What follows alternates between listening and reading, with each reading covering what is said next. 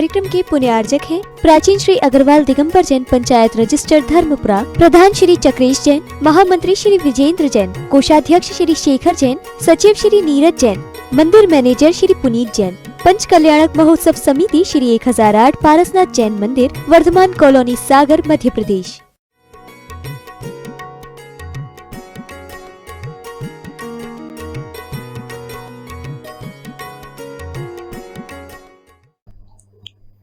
ये प्रासंगिक परिदृश्य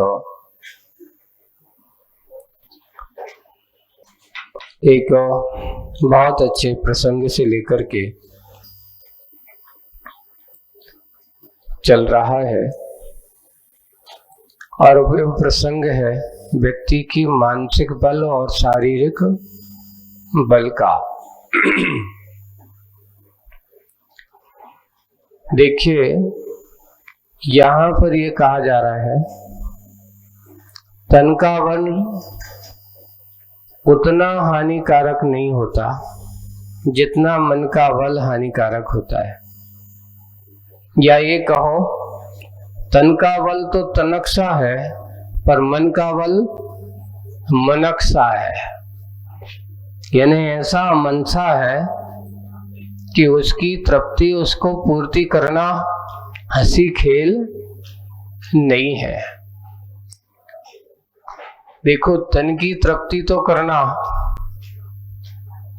आसान है पर मन की तृप्ति करना बड़े बड़े ताकतवर भी हार जाते हैं इस मन के बल के सामने। वहां पर प्रसंग, जो मुकमाटी में ये प्रसंग क्यों आया, इसलिए आया है कि एक कांटे को आघात पहुंचा है। क्या पहुंचा है? कांटे को आघात पहुंचा है। वो क्रोधित है, आक्रोधित है, यानी वो क्रोध में इतना आक्रोशित है कि मेरे साथ इस शिल्पी ने क्या किया, मेरे उसकी जब कुदाली उसके ऊपर चल गई और कुदाली चल जाने के बाद उसका दशा कैसी लिखी थी, उसका सिर जैसा कट गया है, फट गया है, कमर भी बिल्कुल टूट सी गई है, लटक गई है, ऐसी परिस्थिति, सिर जिसका बिल्कुल ऐसा परिदृश्य वहां पर उस कांटे का दिया है। पर वो तन से हारा है, मन से कैसा है? एक आक्रोशित है। वो वही बात को यहाँ पर आजर्सी ने उसको कहा कि कांटे कटीली काया दिखती अटपटी सी, उसकी कटीली काया वो अटपटी सी दिख रही है, प्राय प्राण उसके कंठगत आ गए हैं, बिल्कुल कभी भी उसका अस्तित्व है। श्वास पर विश्वास नहीं, फिर भी आसमान का आधार आशा बनी हुई है। तन का बल कण सा रहता है पर मन का बल मनसा रहता है। यह अकाट, यह एक अकाट्य नियम है। यानी व्यक्ति की शारीरिक शक्ति कम हो सकती है पर मन की शक्ति कमजोर हो जाए, समझ लेना बहुत बड़ा काम है। सोचे सोचे बहुत कुछ पाप किए जा सकते हैं और सोच सोच करके बहुत कुछ पुण्य भी किए जा सकते हैं। अगर मन से व्यक्ति पाप भी करता है तो मन से पाप भी काटा करता है। जैसे एक पानी कीचड़ मचाता भी है। देखो, वही पानी जब मिट्टी में गिरता है तो कीचड़ क्या होता है? बनाता है। और जब वो आपके पैरों में कीचड़ लग जाता है तो क्या करता है? वही पानी कीचड़ धोने वाला भी है, कीचड़ बनाने वाला भी है। वैसे ही मन पाप को उत्पन्न करने वाला भी है, तो मन पाप को धोने का काम करने वाला भी है। बस अंतर इतना है कि मन का उपयोग हमें करना कैसा है, मिट नहीं रहा हुआ है। जी रहा है, फिर भी वो मिट नहीं रहा है। क्या हो रहा है? जी रहा है, और उसका मन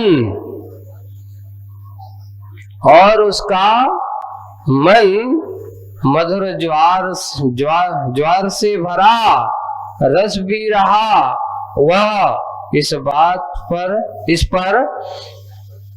पर किसका चित्त वह चकित नहीं होगा। देखिए, हिम्मत है नहीं है, शक्ति है नहीं है, जड़ से ग्रसित है, फिर भी चित्त वो कहता है इसने मेरे साथ लिखा है, बदले के भाव से जी रहा है। मैं तो जब तक शिल्पी ने मुझे ऐसा किया है आघात नहीं, जब तक मैं उनको कंटक की अपनी वेदना नहीं दे दूंगा तब तक मुझे चैन नहीं है। ऐसा किसका चित्त वह चकित नहीं होगा? सोचिए भैया, कम से कम एक अपने यहाँ बुंदेलखंड में है, कुवत कम गुस्सा ज्यादा। कुवत कम गुस्सा ज्यादा लक्षण है पिट जाने का, और आमद कम खर्चा ज्यादा लक्षण है मिट जाने का। कांटे की दशा बिल्कुल वही। एक और कहते भैया है तो शक्ति तो है नहीं, बोले कि ऐसे तर्रारे लंपा जैसे एड़ रहे हो। लंपा समझते हो? एक कांटा होता है, घास होता है एक प्रकार का, लंबा लंबा सा, और लास्ट में बहुत पैना होता है, तो वो भी होता है। जैसे ही पानी गिरता है थोड़ा सा, तो वो कैसा होता? बहुत एड़ता है। बोले कि हिम्मत है नहीं है, शक्ति है नहीं है, और कैसे एड़ रहे हो? बोले कि लंपा जैसे ही एड़ रहे हो। है ना? दशा क्या है? वही दशा है, कुवत कम गुस्सा ज्यादा। कांटे की दशा भी वही है। इतनी गुस्सा भरी पड़ी है, इतनी गुस्सा भरी है, बदले के भाव से जी रहा है, और बदले के भाव के साथ जीने के कारण से उसकी दशा क्या है? ऐसा दशा दिखाई दे रही जैसे आदमी को जुर चढ़ता है, हिम्मत चारों तरफ से तप रहा है, और फिर उससे कहो कि ये काम करो, ऐसा करो, तो वो कहता है हिम्मत तो है नहीं है, पर मन कर रहा है। क्या कर रहा है? ऐसा करो, ऐसा करो। वही दशा यहाँ, कंटक का तंतु पूर्णता जुर से घिरा, फिर भी मिट नहीं रहा, वो जी रहा है, उसका मन मधुर ज्वार से भरा। ऐसे मधुर ज्वार से भरा रस पी रहा है। यहाँ पे मधुर जैसे कोई शराबी है ना, है ना, मधुर है ना, वो उसको मधुपान कहते ना, ज्वार से रस पीने वाला। तो उसके यहाँ अब आप शराबी की दशा क्या होती है? तो मधुर ज्वार से भरा रस पी रहा होगा। अब शराबी को देखते हैं दुबले पतले, हिम्मत नहीं खड़े होने की, और वो ऐसी बातें करता है, लगता है इस दुनिया में उससे बड़ा और दो कोई है ही नहीं। शराब पी जाने के बाद वो तो ये सोचता है कि इस धरती का मालिक तो मैं ही हूं। एक बहुत अच्छा एक प्रसंग, एक कहानी पढ़ी, आपको सुनाते, एक शराबी की। शराबी की कहानी क्या थी कि एक शराबी ने शराब के जाकर के, और दिखने में बिल्कुल तन से फटा हुआ है, कुछ हाथ में है नहीं है, कपड़े भी बिल्कुल जर्जर हैं, और शराब पी जाने के बाद ऐसा मदोन्मत्त होकर के बाजार की गलियों से गुजर रहा है? बाजार की गलियों से गुजर रहा है। तभी सामने से उस नगर के राजा अपने हाथी पर बैठ करके नगर भ्रमण को निकले हैं। किसको निकले हैं? नगर भ्रमण को निकले हैं। और सामने से वो शराबी बिल्कुल मदोन्मत्त, उसने देखा हाथी पर राजा बैठे हुए आ रहे हैं। ऐसा नहीं, राजा को राजा तो समझ रहा है, लेकिन उस समय वो राजा से भी अपने आप को बड़ा समझ रहा है। और सामने जाकर के राजा के सामने अच्छे शराब के नशे में मदहोश जोर से बोलता है। क्या बोलता है? अरे ओ रजवा। क्या बोलता है? अबे ओ रजवा, क्या तू अपना ये गधेड़ा बेचेगा? राजस्थानी भाषा में था वो तो राजे गधेड़ो, यानी वो हाथी को क्या देख रहा है? गधा देख रहा है। ऐसा देख रहा है। तो राजा ने देखा, भैया अभी तो ये हमसे भी बड़ा है। उस समय उस शराबी की दशा को देख करके राजा कहता, अगर मैंने अभी कुछ बोला, कुछ किया, तो ये तो इस समय मेरी भी बेइज्जती हो जाएगी। इसलिए उन्होंने कुछ नहीं किया। पीछे कुछ सैनिक थे, उनको संकेत किया, इससे अभी नहीं, कल बात करेंगे। सौदा अभी तो बाजार में कर भी सो कोई फायदा है ही नहीं है। उन्होंने इशारा किया, रात भर अच्छे ले जाओ, इसको कारागार में रखो, कल सुबह राजसभा में इनसे बात की जाएगी। और सैनिकों ने उसे पकड़ा और पकड़ करके सीधा जाकर के रात भर कहां रखा? बस। और पकड़ने के बाद जब उनसे सुबह राज दरबार लगा और राज दरबार में उसको खड़ा कर दिया गया, और खड़ा कर देने के बाद अब वो खड़ा है। कैसे खड़ा है? शरीर कप रहा है। क्या हो गया पता नहीं, मैंने कौन सी गलती कर दी, क्यों? हाथ जोड़े खड़ा हुआ है। राजा सिंहासन पर बैठे। हाँ जी, क्या खरीदोगे? रात्रि में तो कल शाम को तो तुम, मेरा हाथी भी तुम्हें क्या दिखाई दे रहा था? गधा दिखाई दे रहा था। और अब बोलो कितने में खरीदोगे? क्यों? कल तो तुम सौदा कर रहे थे। राजन, हम क्या खरीदेंगे? भूख भोजन के लिए तो हाथ में एक आना नहीं है,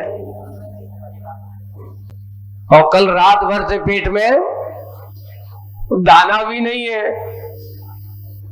अब आप मुझसे पूछ रहे हो कि आप मेरा क्या खरीदोगे?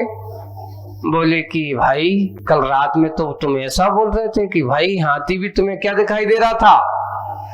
गधा। तुझे हाथी भी क्या दिखाई दे रहा था? ओ, हाथी मुझे गधा दिखाई दे रहा था। और राजा भी क्या दिखाई दे रहा था? ऐसा लग रहा था कोई ऐसा कोई नौकर चाकर हो। अरे वो रजवा, क्या बोल रहा था? तो बोले कि भगवान अपराध क्षमा हो, ये बोलने वाला जो यहाँ जो खड़ा है ये नहीं है, वो बोलने वाला कोई और दूसरा था। वो रात भर में चला गया। अब मेरी हिम्मत नहीं है, अगर मेरे द्वारा गलती हुई है, मैंने उसका थोड़ा सा पान किया, मदहोश हो गया, उस मद में इतना मदहोश हो गया कि मैं आपसे क्या बोलूंगा मुझे भी कुछ अब पता नहीं है, मुझे भी अब कुछ ज्ञात नहीं है। अगर मेरे द्वारा कुछ हुआ हो तो मुझे क्या कर दिया जाए? क्षमा कर दिया जाए। पहली बात तो ऐसी मदहोश होकर के तुम उन्मत्त होकर के, जहां व्यक्ति ऐसे मदहोश और उन्मत्त हो जाए, नियम से वही दशा होती है। यहाँ मधुर ज्वार से भरा रस पी रहा हो, यानी मधुर ज्वार यानी तेज, उत्तेजित करने वाला। पीते समय शराबी से पूछो, क्यों भाई शराब खराब है? खराब तो है, लेकिन पीते समय वह जैसे जैसे पीता चल जाता है, वैसे वैसे और वह मदहोश होता चला जाता है। वही दशा है कि जर से पीड़ित वह मधुर ज्वार से जैसे पी रहा हो, मदहोश हो रहा हो, ज्वार से भरा रस पी रहा है वह, और इस पर किसका चित्त वह चकित नहीं होगा। जो भी सुन रहे थे, मान लो उस आदमी की बात ऐसे बाजार में, और ये जी तो क्या कर दिया इसने, क्या बोल दिया, अब इसका क्या होगा, लगता है तो कल फांसी पे चढ़ जाना है, राजा का अपराध। पर राजा बड़ा समझदार था, उन्होंने कहा बात सही है कि ये बोलने वाला वो नहीं है, वो तो सोचो चला गया। उसको पश्चाताप हुआ, उसने कहा कि अगर एक बार चेतावनी देकर के उसको कि आगे अगर तुमने शराब का पान किया तो पहली बार तो क्षमा हो गया, और अब की बार अगर तुम दरबार में आए तो अब तुम्हारी सूली या फिर कारागार ही तुम्हारा जीवन होगा। उनको समझा बुझा करके भेज दिया गया। तो बंधुओं, यही दशा आगे आने वाली है। अभी कांटा भी बिल्कुल कैसा भरा हुआ है, क्योंकि उसको तो अभी बिल्कुल मदहोश ज्वर ऐसा अग्रसित है, तो चित्त चकित नहीं होगा। इसमें विस्मय का कारण भी सुनो। आचार्य कहते हैं इसमें विस्मय का कारण भी सुनो। मन को छल का संबल मिलता मिला। किसका मिला? छल का। मन को छल का संबल मिला है। स्वभाव से ही मन चंचल होता है। देखिए मन का स्वभाव कैसा है, हमने बताया था कि मन हमेशा कभी स्थिर रहने वाला नहीं है। मन की चंचलता कितनी है, बहुत चंचल है। जैसे पीपल का पात, पीपल पात सरस मन डोले वाली बात कही। जैसे पीपल का पत्थर रुकता नहीं, वैसे मन भी कभी स्थिर होता आज इस पर उस एक घड़ी एक समय में ये सोच रहा था, अगला पल बस सोचने लगता है, अगले पल क्या सोचने लगता है, बिल्कुल डोलता ही रहता है।